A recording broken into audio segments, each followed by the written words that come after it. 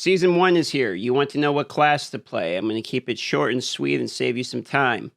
First, if you want to know what I'm playing, I decided I hate living. So I'm going to be playing Necromancer in Season 1, even with the damage reduction nerfs. And I'm going to be playing Hardcore, and I'm going to be playing a Minion Thorn type of Necromancer build. I know it sounds stupid. If you want to watch me suffer, I will have my live stream pinned in the comment as well as the description. Come on by and enjoy the misery. With all that being said, let's talk about the real winners and losers when it comes to picking your class. Now, there's a few things we need to keep in mind when we are talking about what class to play.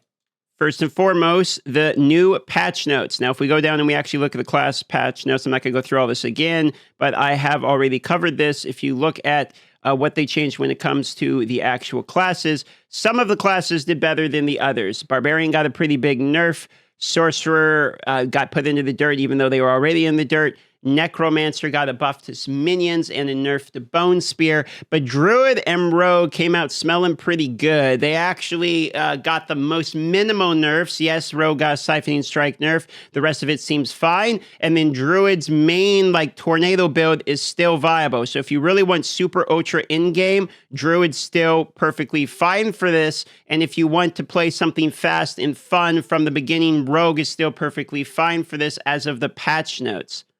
So that means right off the bat, if you're wanting to play something meta and good, basically there are two classes people are considering, the Druid and the Rogue. These are your two primary obvious picks as of currently.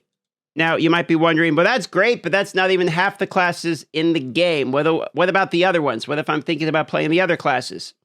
Well, Bone Spear Necro got nerfed, so if you want to play Bone Spear Necro, it is factually worse than it was. However, it is still completely viable. People are still doing an absolute ton damage of it. Yes, it was a massive nerf. We're talking half or something, okay? You can still kill Uber Lilith. You can still push Nightmare Tier Dungeons, etc. Here's the problem with it. The damage reduction nerfs from the patch notes and Necromancer not having much mobility, meaning not much avoidance, means you're going to really need to be careful if you decide to play Necromancer. Sorcerer has basically the same problem, okay, which is extremely squishy. Sorcerer is basically not a class as of the moment. They have a really cool Caged Hearts, which is the next part of this we're going to talk about, all right? But they got a pretty hard nerf.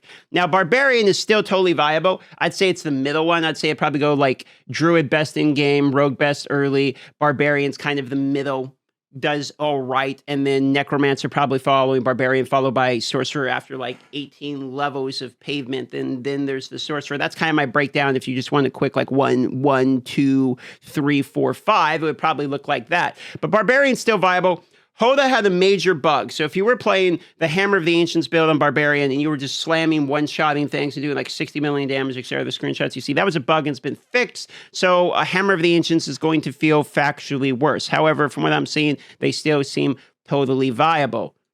For instance, they got some buffs to things like Double Swing, Rupture, and what have you.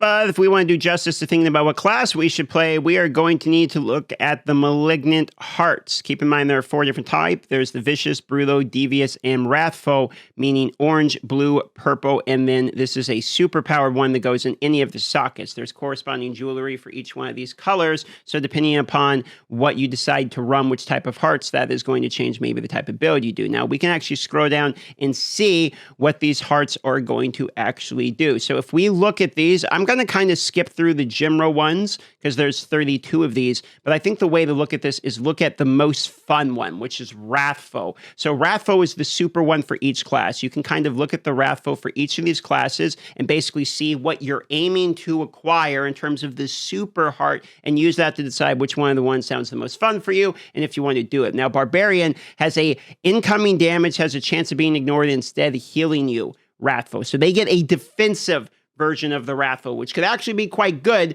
considering that defensives are heavily nerfed going into Season 1. So if what you want is to be a little bit more tanky, maybe you want to do a Thorn build, then maybe the Barbarian. If we look at the Druid here, this is a how to put this? This is a counter to CC. So if what you absolutely hate is the fact that you get frozen, feared, knocked down, etc., that's what their super does. When you're hit by a stun, freeze, or knockdown effect, there's a 40 to 60 chance to automatically activate Grizzly Rage for 3 seconds. This could actually be quite good because not only does it counter it, but Grizzly Rage itself, okay, is going to give you unstoppable as well as give you massively increased damage for things like Rampaging Werebeast, etc., the werewolf ones, and for the Storm Tornado build. So if you want to do like a shape-shifting werewolf tornado build, this fits in very well, which also happens to be probably the strongest build. So Druid did pretty good in terms of the Caged Hearts.